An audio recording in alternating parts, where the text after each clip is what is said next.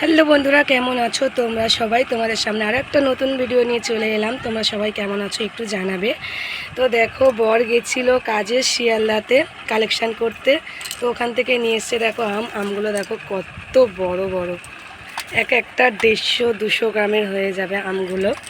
আর এখানেও নিয়ে এসছে, এটা হচ্ছে একটু ছোট সাইজের আম।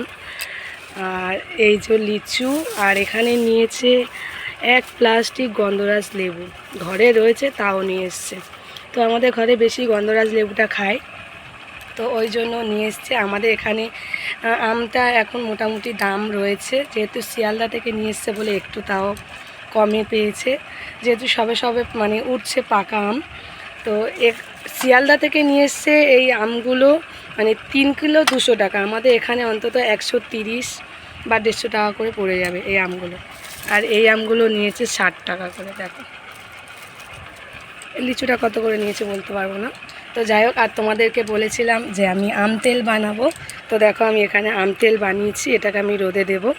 আর আগে যে আচারগুলো আমি বানিয়েছিলাম সেগুলো মোটামুটি খাওয়া হয়ে গেছে। এখানে এখনও রয়েছে, এটা তেঁতুলের আচার, আর এটা আমের আচার, এটা আম তেল বানিয়েছি।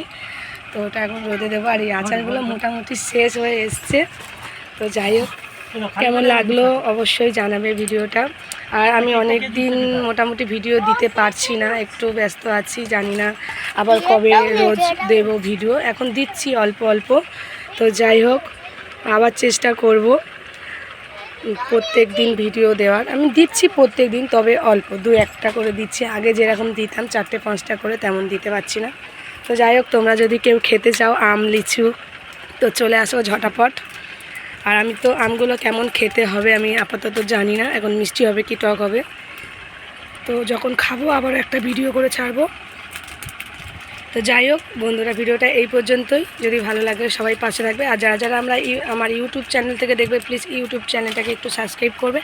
আর যারা যারা আমার ফেসবুক পেজ থেকে দেখবে, তারা প্লিজ আমার ফেসবুক পেজটা ফলো করে পাশে থাকবে। তো টাটা, আবার দেখা হবে নতুন কোনো ভিডিওতে।